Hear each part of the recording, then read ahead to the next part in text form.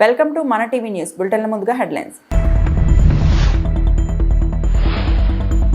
వారణాసిలో 4 వందే భారత్ రైళ్లు ప్రారంభించిన ప్రధాని మోదీ.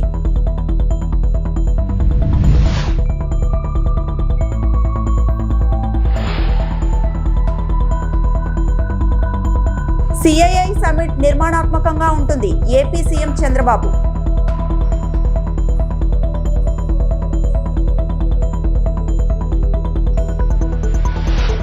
తిరుమల జిల్లా పరిధిలో ఎర్రచందనం డిపోని సందర్శిస్తున్న ఏపీ ఉప ముఖ్యమంత్రి పవన్ కళ్యాణ్.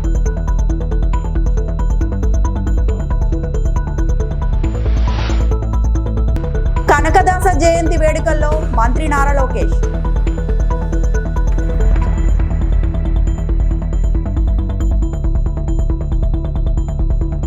ఉత్తరప్రదేశ్లో తన సొంత నియోజకవర్గం వారణాసిలో ప్రధాని మోదీ పర్యటిస్తున్నారు. ఈ సందర్భంగా 4 వందే భారత్ రైళ్లను ఆయన ప్రారంభించారు. బనారస్, ఖజురహో, లక్నో, సహరన్పూర్, ఫిరోజ్పూర్, ఢిల్లీ, ఎర్నాకుళం, బెంగళూరు మార్గాల్లో ఈ రైళ్లు పరుగులు పెట్టనున్నాయి. బనారస్ రైల్వే స్టేషన్లో ఈ కార్యక్రమం జరిగింది. అనంతరం అక్కడ ఏర్పాటు చేసిన సభను ఉద్దేశిస్తూ మోదీ మాట్లాడారు. దీన్ని అభివృద్ధి పండుగగా ఆయన అభివర్ణించారు. పవిత్రమైన ఈ ప్రాంతంలో అద్భుతమైన దేవ దీపావళి జరిగింది. ఈ అభివృద్ధి పండుగ సందర్భంగా మీ అందరికీ అభినందనలు తెలియజేస్తున్నా. అనేక దేశాల అభివృద్ధిలో మౌలిక సదుపాయాలు కీలక పాత్ర పోషిస్తాయి. మెరుగైన కనెక్టివిటీతో నగరం అభివృద్ధి చెందుతోంది. గత 11 ఏళ్లలో ఉత్తరప్రదేశ్లో ఆర్థిక వ్యవస్థ మంచిగా వృద్ధి చెందింది. యాత్రికుల రాకతో రాష్ట్ర ఆర్థిక వ్యవస్థకు వేల కోట్లు వచ్చాయి అని మోదీ అన్నారు. हरी झंडी दिखाकर किया गया है। वंदे भारत एक्सप्रेस ने हर भारतवासी के जीवन को एक नई दिशा, नई गति और नई ऊर्जा दी है। सभी गणमान्यों से अनुरोध है कि करतल ध्वनि करते हुए इन गौरवशाली क्षणों के साक्षी बने। ये ट्रेन जो आज इस प्लेटफॉर्म नंबर 8 से बनारस से खजुराहो जा रही है, ये एक आध्यात्म की नगरी और आज भारत भी बहुत तेज गति से इसी रास्ते पर चल रहा है। इसी कड़ी में आज देश के अलग अलग हिस्सों में नई वंदे भारत ट्रेनों की शुरुआत हो रही है। काशी से खजुराहो वंदे भारत के अलावा फिरोजपुर दिल्ली वंदे भारत, लखनऊ सहारनपुर वंदे भारत और एर्नाकुलम बेंगलुरु वंदे भारत, इसको भी हरी झंडी दिखाई गई है। इन 4 नई ट्रेनों के साथ ही अब देश में 160 से ज्यादा नई वंदे भारत ट्रेनों का संचालन होने लगा है। मैं काशी वासियों को, सभी देशवासियों को इन ट्रेनों की बहुत बहुत बधाई देता हूं। साथियों, आज वंदे भारत, नमो भारत और अमृत भारत जैसी ट्रेनें भारतीय रेलवे की अगली पीढ़ी की नींव तैयार कर रही है। విశాఖలో ఈ నెల 14-15 తేదీల్లో సిఐఐ సదస్సు నిర్వహించనున్నట్లు ఏపీ సీఎం చంద్రబాబు తెలిపారు. ఈసారి సిఐఐ సమిట్ నిర్మాణాత్మకంగా జరుగుతుందని పేర్కొన్నారు. ఇందులో ప్రెజెంటేషన్, ఎగ్జిబిషన్, ఎగ్జిక్యూషన్ ఒప్పందాలు జరుగుతాయన్నారు. మంగళగిరిలో టీడీపీ కేంద్ర కార్యాలయంలో మీడియాతో చిట్ చాట్ లో ఆయన మాట్లాడారు.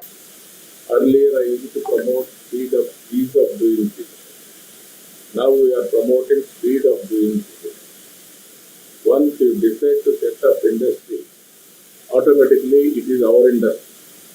State government will extend all the cooperation forever. This is my commitment. Even yesterday, one day, SIPB, we are able to clear 1,10,000 crores investment. That is how we are attracting in a big way investment. Andhra Pradesh will become in future high-tech industry. You have seen me by earlier commitment towards technology. I started Hyderabad with high-tech city and IT promotion. Today, Hyderabad is the best, most preferred destination for industry and also most livable city. Today we are starting Google data center and artificial intelligence. After America, nearly $15 billion they are spending in Visakhapatnam. Visakhapatnam is going to become next level technology generation, everything for that matter. We have started now space city, drone city, aerospace city, and electronic city, and then also quantum valley. In a big way, we are promoting quantum computer. I want to introduce first. First computer we are going to do it by January 1st by IBM and also TCS. Now we are going within 2 years time. Quantum computers are going to produce from Amaravati or from Andhra Pradesh. That is the order of the day we are moving. And also we are going in a big way for green energy and also green hydrogen. Andhra Pradesh is going to become green hydrogen hub. That also we are working in a big way. So I am very happy all friends are here. Tirupati జిల్లాలో ఉప ముఖ్యమంత్రి పవన్ కళ్యాణ్ పర్యటించారు. మామండూరు అటవీ ప్రాంతాన్ని సందర్శించి అక్కడ అధికారులతో కలిసి మొక్కలు నాటారు. మంగళంలో ఎర్రచందనం గోదామును పరిశీలించారు. అనంతరం తిరుపతి జిల్లా కలెక్టరేట్లో పవన్ అటవీ అధికారులతో సమీక్ష చేపట్టనున్నారు.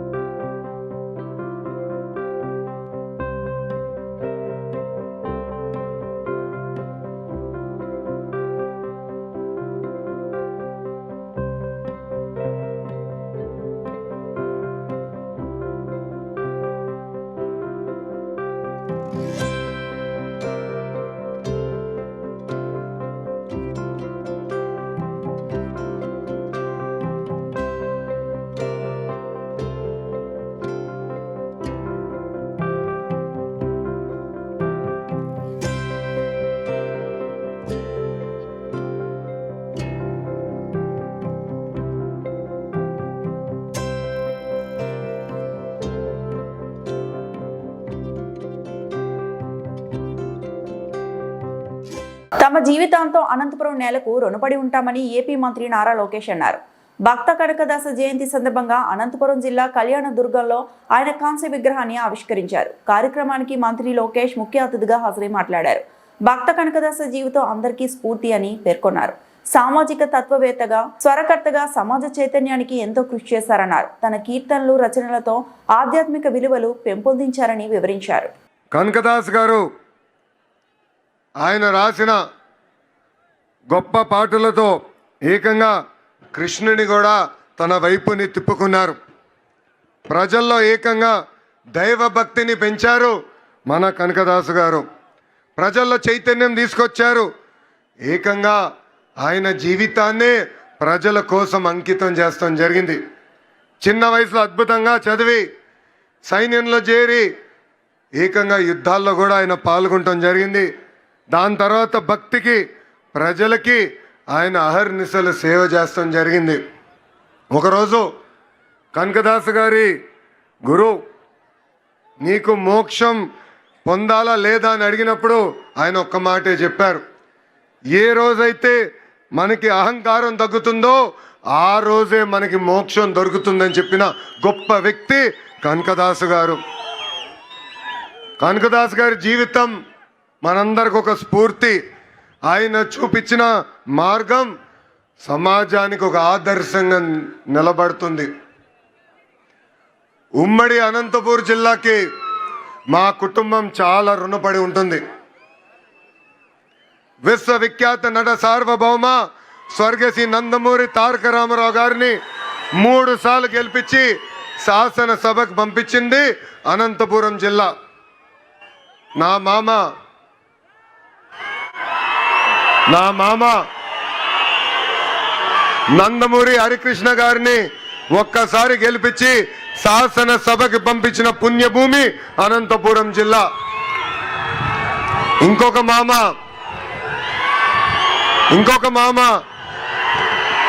కూతురిచ్చిన మామ నా ఒక్కడికే ముద్దల మామయ్య, మీ అందరి బాలయ్య అని కూడా 3 సార్లు హ్యాట్రిక్ గా గెలిపించి శాసనసభకి పంపించిన గొప్ప నేల అనంతపురం నేల. లింగాల పోలీస్ స్టేషన్ ముందు కడప ఎంపీ వైఎస్ అవినాష్ రెడ్డి ధర్నాకు దిగారు. వారం రోజులుగా రైతుల మోటార్ల వైర్లు అపహరణకు గురవుతున్నాయి. గత రాత్రి 25 మంది రైతులు కేబుల్ వైర్లు చోరీ అయ్యాయి. రైతులకు న్యాయం చేయాలంటూ పోలీస్ స్టేషన్ ముందు రైతులతో కలిసి వైఎస్ అవినాష్ రెడ్డి ఆందోళన చేపట్టారు. రైతులకు లక్షలాది రూపాయల నష్టం జరుగుతున్నా పోలీసులు పట్టించుకోవట్లేదు. వెంటనే నిందితులను పట్టుకొని రైతులకు న్యాయం చేయాలని డిమాండ్ చేస్తూ వైఎస్ అవినాష్ రెడ్డి ధర్నాకు దిగారు. ఎస్ఐ గారు రికవర్ చేసి కేబుల్ ఇస్తే సరాసరి, ఎందుకంటే వాళ్ళు మోటార్ పైకి ఎత్తిన్నారు, కేబుల్ అంతా పైన ఉంది, మొత్తం దొంగతనం చేసుకొని పోయినారు. ఈ రోజు రాత్రి కల్లా రికవర్ చేయలేని పక్షంలో, ఆ స్క్రాప్ వాళ్ళ దగ్గర నుంచి రికవర్ చేయలేని పక్షంలో పొద్దున్నే నాకు ఫోన్ చేయక నేను ఇప్పిస్తా అని చెప్పిన. దాని గురించి వరి కావద్దు. ఇప్పుడు ఆ పంట పాపం మొత్తం పంట అంతా ఎండిపోతుంది. బట్ మిగతా వాళ్ళందరికీ మాత్రం ఎట్టి పరిస్థితుల్లో ఎస్ఐ గారు రికవర్ చేస్తాను మనకు మాట ఇస్తాను సార్. ఎట్టి పరిస్థితి గడిచిన కొన్ని మాసాలుగా లింగాల మండలంలో ముఖ్యంగా విపరీతంగా విచ్చలవిడిగా రైతులకు సంబంధించిన కేబుల్లు దోపిడీకి గురవుతా ఉన్నాయి. ఏ స్థాయిలో గురవుతా ఉన్నాయంటే నిన్న రాత్రి మాత్రమే దాదాపు 40 మంది రైతులకు సంబంధించిన కేబుల్స్ దొంగతనానికి గురయ్యాయి. ఇంత పెద్ద ఎత్తున దొంగతనాలు జరుగుతూ ఉంటే మరి పోలీస్ శాఖ ప్రభుత్వము ఏం చేస్తూ ఉందని చెప్పి ప్రశ్నిస్తూ ఉన్నాం. నిన్న రాత్రి తొలిసారి కాదు ఇది, గడిచిన కొన్ని మాసాలుగా పెద్ద ఎత్తున ఈ కేబుల్ దొంగతనాలు జరుగుతాయి. నిన్నొక్క రోజు 2 రోజుల క్రితము కోమనూతుల గ్రామానికి సంబంధించిన ఒక రైతు పురుషోత్తం రెడ్డి భార్య ఈ అక్కకు సంబంధించిన పొలంలో దాదాపు 1000 మీటర్ల కేబుల్, అంటే దాదాపు మీటర్ 250 రూపాయలు అయితే ఉంది కేబుల్ కొనాలంటే. అంటే 2.5 లక్షల రూపాయల కేబుల్ దోపిడీకి గురైంది, దొంగతనానికి గురైంది. మరి ఎవరు ఆ నష్టాన్ని పూడుస్తారు? మరి ఇవాళ రైతుల తరపున ఇక్కడ ఉన్న ఎస్హెచ్ఓ గారి దృష్టికి కూడా ఈ సమస్యను తీసుకెళ్లడం జరిగింది. మరి ఎస్హెచ్ఓ గారు ఇప్పటికే మేము ఎవరైతే దొంగతనాలు చేశారో, ఎవరైతే ఈ దొంగతనం చేసిన ఈ కేబుల్లను లోపల కాపర్ వైర్ను కొన్నారో వాళ్ళందరినీ కూడా మేము ఐడెంటిఫై చేసినాం. తప్పకుండా ప్రతి రైతుకు కూడా, నష్టపోయిన ప్రతి రైతుకు కూడా రికవరీ చేయించే కార్యక్రమం చేస్తామని చెప్పి ఎస్హెచ్ఓ గారు మా అందరికి కూడా హామీ ఇవ్వడం జరిగింది. మరి తప్పకుండా రైతులు ఏదైతే నష్టపోయారో ఆ రైతులకు జరిగిన నష్టాన్ని మరి రికవర్ చేసే విషయంలో తప్పకుండా పోలీస్ శాఖ పూర్తి స్థాయిలో శ్రద్ధ వహించమని ఇదే సమస్యను ఎస్పీ గారి దృష్టికి కూడా ఇప్పుడే తీసుకెళ్లాం. BJP MLA Adinarayana Reddy YCP నేతలకు తీవ్ర వ్యాఖ్యలు చేశారు. అమరావతికి వస్తున్న చర్చకు సిద్ధమా అంటూ సవాల్ విసిరారు. బుధవారం లేదా గురువారం అమరావతికి వస్తానని ప్రకటించారు. ఈ నెల 4న రాష్ట్రంలో అభివృద్ధి, వైసీపీ అవకతవకలపై మాట్లాడాను. నాపై వ్యక్తిగతంగా రకరకాలుగా రాచమల్లి శివ, ప్రసాద్ రెడ్డి, రామసుబ్బారెడ్డి చాలా కామెంట్లు చేశారు. నేను మాట్లాడిన దానికి సమాధానం చెప్పకుండా జగన్ మెప్పు కోసం సంబంధం లేని మాటలు మాట్లాడారని మండిపడ్డారు. విశాఖ సమ్మిట్లో 10 లక్షల కోట్ల పెట్టుబడులు, 10 లక్షల ఉద్యోగాలు వస్తాయి, కానీ మీ బ్రతుకంతా సిట్ ఎదుట అటెండ్ అవ్వడానికే సరిపోతుందని ఎద్దేవా చేశారు. నేను వైసీపీ ఆఫీస్కి రమ్మన్నా వస్తా, చర్చకు సిద్ధమని ప్రకటించారు. నీకు టైం కావాలా? ఇంతసేపు ప్రతిపక్ష నాయకునిగానే నువ్వు మాట్లాడేది, ప్రతిపక్ష నాయకునిగా లేకుండా మీడియా పాయింట్లో వచ్చి మాట్లాడలేవా? ఊరిగా అండర్ గ్రౌండ్లో కూర్చొని నేను ఇంతకుముందు చెప్పిన ఎగ్జామ్ రాయాల్సింది పరీక్షలు అక్కడ రాస్తే చదువుతుంది. ఇంట్లో కూర్చొని సూచిరాత రాస్తే నీకేం మార్కులు రావు, చల్లవు. అది ఎట్లుందంటే ఐఐటి పాస్ అయిన ర్యాంకు తెచ్చుకునే కూటమిని ఐటీఐ ఫెయిల్ అయినావు నువ్వు. ఐటీఐ ఫెయిల్ అయిన అతను ఐఐటి ర్యాంకర్ను మాట్లాడినట్టుంది. ఇంటర్ ఫెయిల్ అయిన వ్యక్తి నీట్ ఎగ్జామ్లో ర్యాంకర్ను తెచ్చి మాట్లాడినట్టుంది. మీరందరూ తెలుసుకోవాలి ఫస్ట్ వైఎస్ఆర్ పార్టీ ఏంది, కూటమి ఏంది, మోడీ గారి సపోర్ట్ ఏంది, వికసిత భారత్ మా యొక్క బయట పోటీ ఉంది. మేము ఇక్కడే make in India, made in India, విదేశీ వస్తువులు తగ్గించుకున్నాం, సుంకాలు తగ్గించుకున్నాం, బయోవాల్కాలు తయారు చేద్దాం, ఎలక్ట్రికల్ వెహికల్స్ కావాల్సినంత కరెంటు తయారు చేసి ఎక్కడ చూసినా ఛార్జింగ్ స్టేషన్లు పెట్టి రాబోయే విప్లవం జరగబోతుంది. ఆటోమొబైల్ ఫీల్డ్ ఎక్కడ చూసినా ప్రొడక్షన్ కరెంటు, ట్రాన్స్మిషన్ లైన్స్, ఇన్ని రకాలుగా జరిగే ఈ యొక్క అభివృద్ధిని నువ్వు చూడలేక ఓర్వలేక అసూయతో దరిద్రంతో కుళ్ళుతో మాట్లాడే మీ మాటలకు చెక్కు పెట్టేదానికోసమే మాట్లాడేదానికే నేను మళ్ళీ 4 రోజుల్లోనే మళ్ళీ మీటింగ్ పెట్టాను. మీకు మేము మా యొక్క పరిస్థితి పండుతుంది, మీ పార్టీ ఎండుతుంది. నోట్ చేసుకోండి, ఇది మాది పండుతుంది, పండుగలా పండుతుంది, మీది ఎండుటాకులా ఎండుతుంది. మీకు ఎండు కాబోతుంది కూడా, మీది అంతరించిపోతుంది కూడా, లోకల్ బాడీలో కూడా. గౌరవ ముఖ్యమంత్రి గారు ప్రతి ఒక్కటి అగ్రికల్చర్కు ఎన్నో రకాలుగా సాయం. నేను రైతును, డ్రిప్ ఇరిగేషన్ రీస్టార్ట్, మాది హార్టికల్చర్, ఇక్కడ ఆక్వాకల్చర్ కోస్తా జిల్లాలో, ఫసల్ బీమా యోజన, ఈ నామ్, ఎలక్ట్రానిక్ నేషనల్ అగ్రికల్చర్ మార్కెట్, ఈ క్రాప్, కిసాన్ క్రెడిట్ కార్డు ఎకరాకు 5 లక్షలు, క్రాప్ లోను తక్కువ వడ్డీతో రుణాలు. తిరుమల శ్రీవారిని పలువురు ప్రముఖులు దర్శించుకున్నారు. శనివారం వీఐపీ ప్రారంభ విరామ దర్శన సమయంలో కేంద్ర మంత్రి హర్దీప్ సింగ్ పురి, సినీ నటుడు అర్జున్, ఏపీ మాజీ మంత్రి ఆర్కే రోజా వేర్వేరుగా స్వామివారి సేవలో పాల్గొన్నారు. అంతకుముందు టీటీడీ అధికారులు వారికి స్వాగతం పలికి దర్శన ఏర్పాట్లు చేశారు. దర్శనానంతరం రంగనాయకుల మండపంలో ప్రముఖులకు పండితులు ఆశీర్వచనం చేసి స్వామివారి తీర్థప్రసాదాలు అందజేశారు.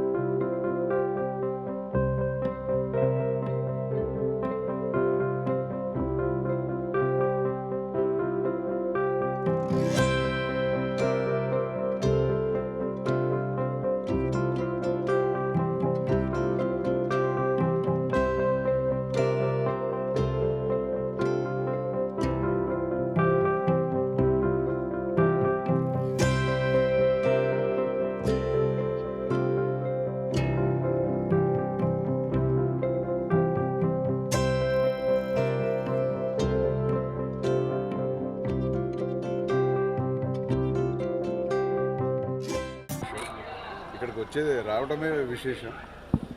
బట్ ఈసారి ఒక 3-4 ఇయర్స్ నుంచి రాలేకపోయాను. సో ఈ ఇయర్ మళ్ళా భాగ్యం కలిగింది. అండ్ ఇంకొక విశేషం ఏంటంటే నా ఫుల్ ఫ్యామిలీతో వచ్చాను ఈసారి. Very very happy. So as always ఇక్కడికి వస్తే ఒక మంచి వైబ్ ఇది ఎప్పుడు ఉంటుంది. ఈ ఇయర్ వేరే సీతాపయణం అనే ఒక సినిమా నేను రిలీజ్ చేస్తున్నాను, నెక్స్ట్ మంత్ రిలీజ్ చేస్తున్నాను. నేను డైరెక్ట్ చేసి ప్రొడ్యూస్ చేసేది. సో అది ఇంకొక ముఖ్య కారణం రావడానికి. సో అందరికీ, భక్తులందరికీ, ఆంధ్ర ప్రజలందరికీ, తెలంగాణ అందరికీ ఆ దేవుడు ఆశీర్వాదం ఎప్పుడు ఉండాలని కోరుకుంటున్నాను. God bless you. ప్రకాశం జిల్లా పామూరు వగ్గంపల్లికి సమీపంలో ఆర్టీసీ బస్సును డీసీఎం లారీ ఢీకొట్టింది. సుమారు 35 మంది ప్రయాణికులతో పామూరు నుంచి కనిగిరి వెళ్తున్న బస్సు లారీ ఢీకొట్టినట్లు తెలుస్తోంది.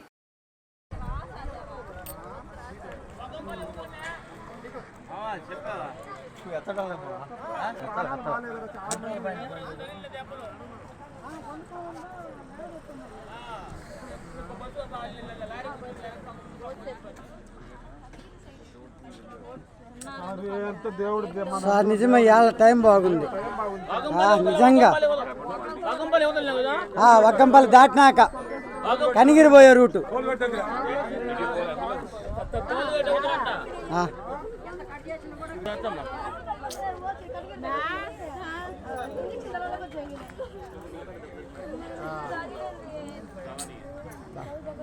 టైం బాగుంది లెట్నం దేవుడి దేవాల నిజంగా అసలు ఏముంది కొంచెం కానీ ఇటు దొల్లుంటే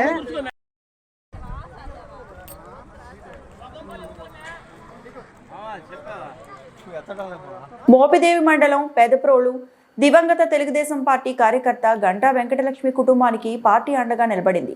అవనిగడ్డ నియోజకవర్గం మోపిదేవి మండలం పెదప్రోలు గ్రామానికి చెందిన టీడీపీ కార్యకర్త గంటా వెంకటలక్ష్మి ప్రమాదవశాత్తు మృతి చెందడంతో తెలుగుదేశం పార్టీ బీమా పథకం ద్వారా మంజూరైన 5 లక్షల రూపాయలు చెక్కును శనివారం నాడు ఆమె నివాసంలో కుమారుడు నవీన్ కు అందజేశారు. దివి మార్కెట్ కమిటీ చైర్మన్ టీడీపీ నాయకులు కొల్లూరి వెంకటేశ్వరరావు ఈ చెక్కును అందజేసి వారి కుటుంబానికి పార్టీ ఎల్లప్పుడూ అండగా ఉంటుందని భరోసా ఇచ్చారు. ఈ కార్యక్రమంలో మోపిదేవి మండలం తెలుగుదేశం పార్టీ అధ్యక్షుడు నడకుదేటి జనార్దన్ రావు, పిఎస్సిఎస్ చైర్మన్లు నాదెళ్ల శరత్ చంద్రబాబు, బల్లా ప్రసాద్, గ్రామ పార్టీ అధ్యక్షులు నాదెళ్ల రాజేష్, పార్టీ నేతలు మండలి రామ్మోహన్ రావు, జన్ను వెంకటేశ్వరరావు, మీసాల శివరామకృష్ణ, కోట సాయి, కనపర్తి శ్రీను, కనపర్తి సుధాకర్, కొల్లూరు వాసు తదితరులు పాల్గొన్నారు.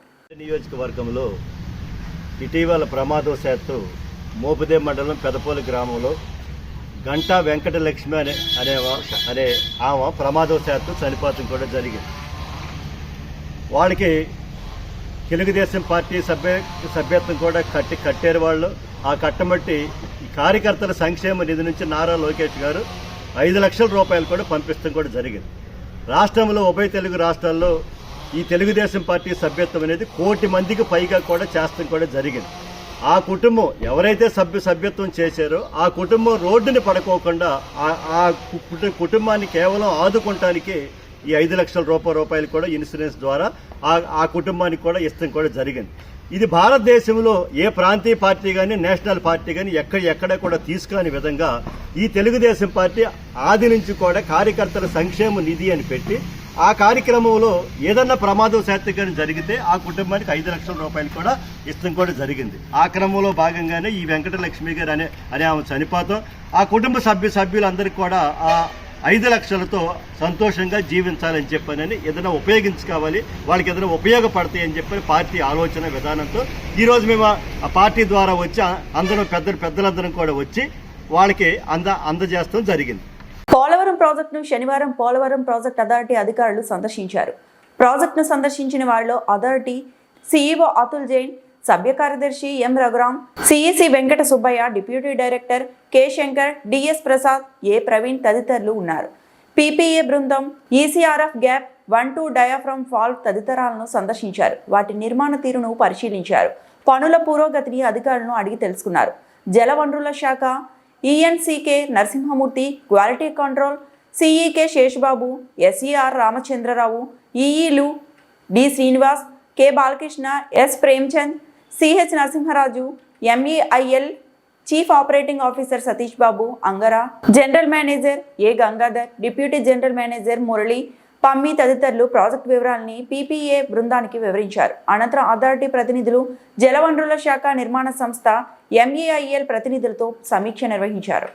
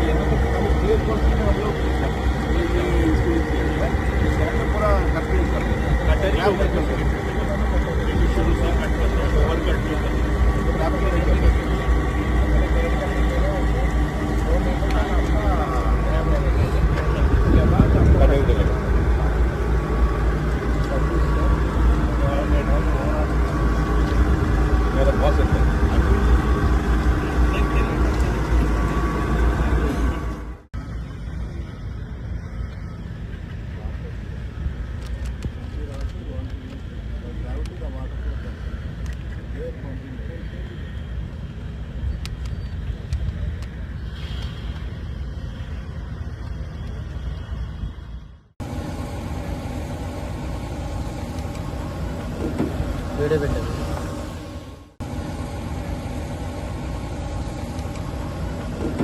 వీడియో పెట్టారు.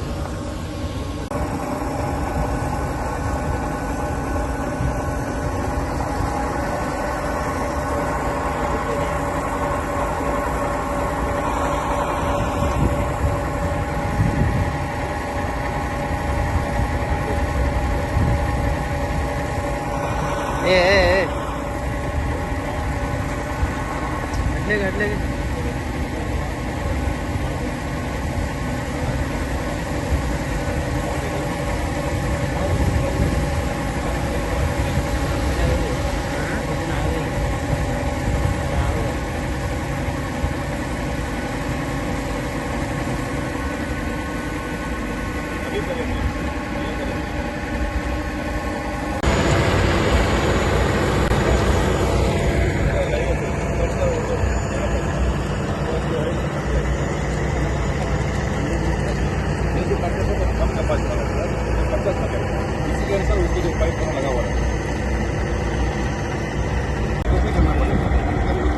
Secondary panel, right from the beginning, you have to use cutter.